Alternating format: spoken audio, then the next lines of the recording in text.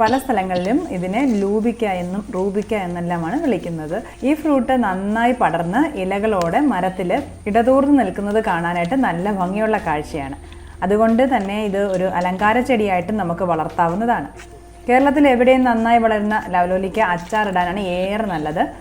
നേരിട്ട് സൂര്യപ്രകാശം ലഭിക്കുന്ന സ്ഥലത്തായിരിക്കണം നമ്മൾ തൈകളൊക്കെ നടുന്നത്.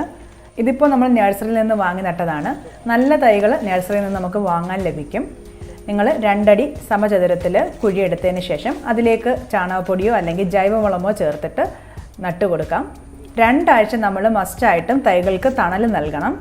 നല്ല പരിചരണം നൽകിയാൽ 2 വർഷം കൊണ്ട് തന്നെ കായ്ക്കാൻ തുടങ്ങും. സാധാരണ വർഷത്തിൽ 2 പ്രാവശ്യം പൂവിട്ട് ഇത് കായുണ്ടാകും. കായ്കൾ കൂടുതലുണ്ടാകുമ്പോൾ ഈ ശിഖരങ്ങളൊക്കെ ഇങ്ങനെ ചാഞ്ഞു വരും.